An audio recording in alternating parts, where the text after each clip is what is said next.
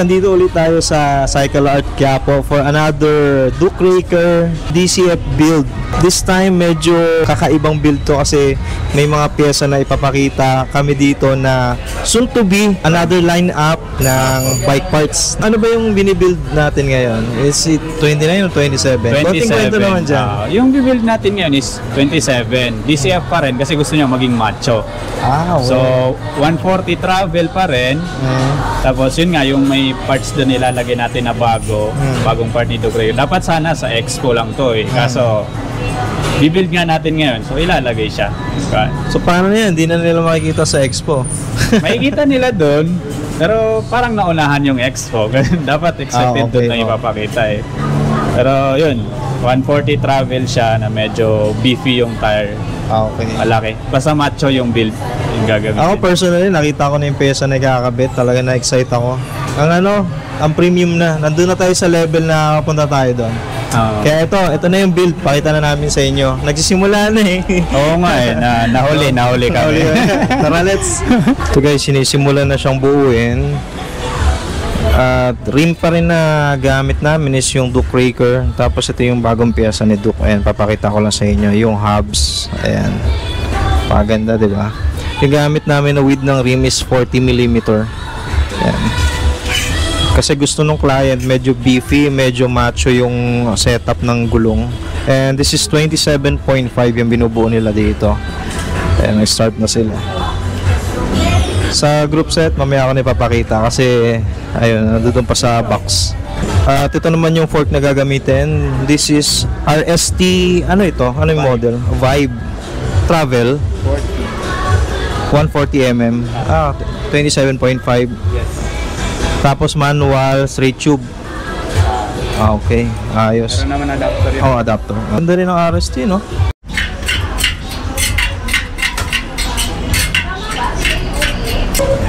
Ito na yung DCF na frame from Duke Raker.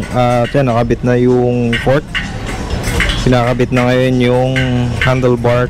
Tsaka, ayan, yung stem. Mabilis lang dito magbugay sa Cycle Art. Itong wheelset na to, inaalay na lang. Tapos yung isa na lang natitira. Pero ito patapos na din. So, mabubuo na siya ng mabilis. Malaki nga talaga siya. Yan, gusto ng owner na malapa, di ba? Yan. Sakto. Mapalapad din nung rim yung gulong, no? Yung rim kasi nito is 40mm na Duke Raker. Same nung nakaraan na build natin. Ang binago lang is yung gulong. Kasi yung nakaraan, asigay. Asigay. Ang pino ng tunog, no? Nung hubs. Foul siya pero hindi matunog. Yun ang okay. Medyo tayo sa maingay eh.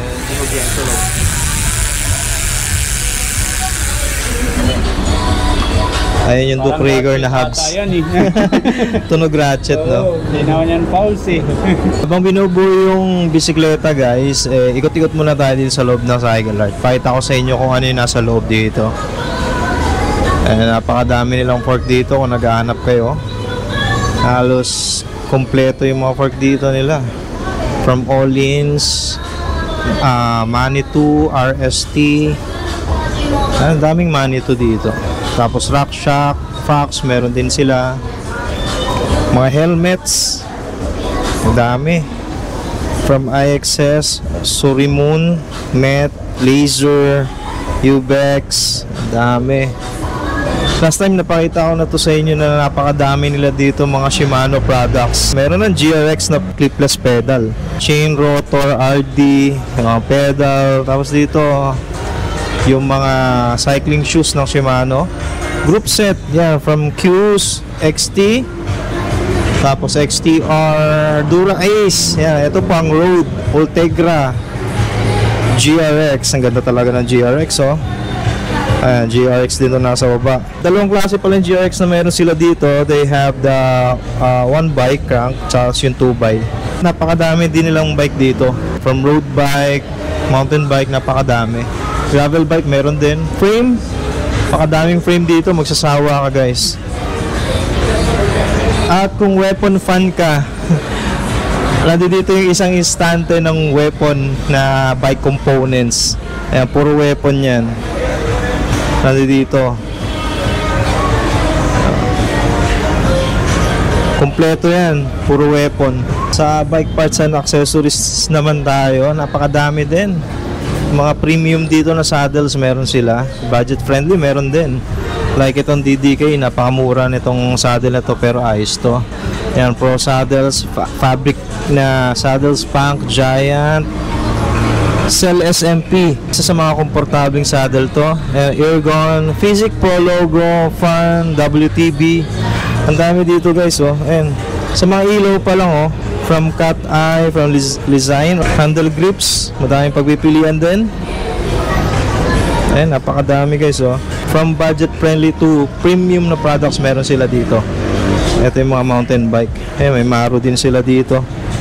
Tapos guys, napakasulit magpagawa dito kasi yung tools na ginagamit ng mga mekaniko dito siya premium brand, na yung brand is Spark Tool.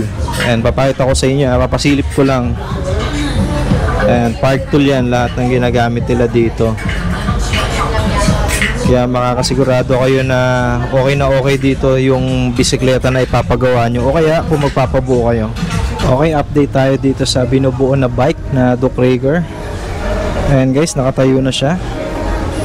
Kakapit na lang yung saddle at buo na siya. Ito nga pala yung crank ng Duke Raker. Ayan, napakaganda, oh.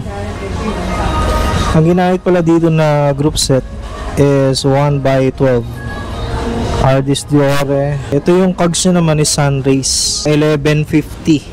Putol na lang tapos kabit ng saddle, okay na to.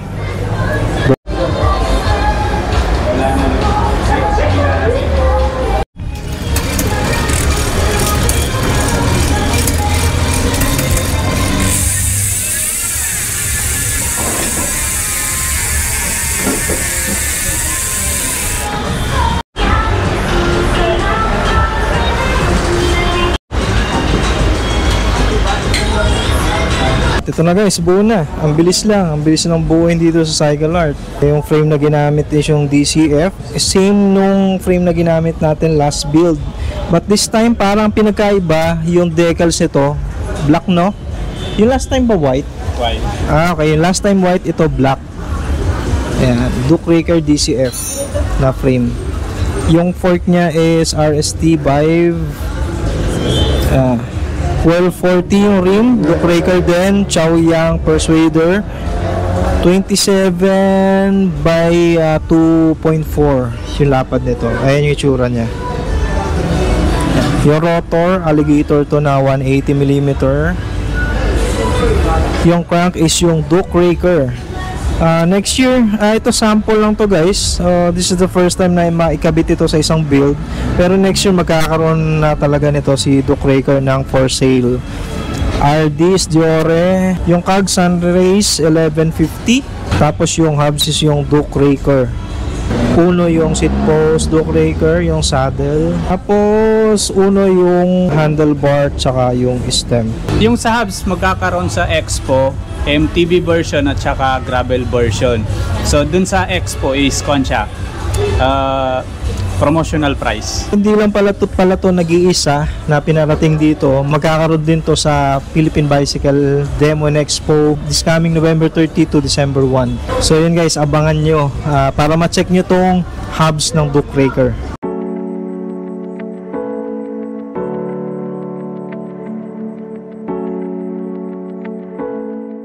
Hi Bike Buddies! Ayan, in-invite ko po pala kayo na bumisit dito sa Cycle Art kung gusto nyo magpa-custom build. Ayan, katulad nila Sir Rav and Nardo Futek. Nag-visit sila dito, nag-custom build sila ng Duke Raker. So yun, marami naman tayong option na pwede, maraming choices. At depende sa specs po na build nyo, ay kikater po namin yon. So ayun, we are located at 610 Quezon Boulevard, Quiapo, Manila. We're beside 7-Eleven mismo. Ayan, tapos nasa tapat kami ng Raon Shopping Center. Then we also have our landline 870-8253 and then 8734-420 na hindi ko pa kabisado. So, ayun. Pwede rin pala kayong mag-message sa Cycle Art page. Ako rin yung makakausap nyo doon. Medyo busy lang talaga ngayon. Hectic. Tapos, ano pa ba?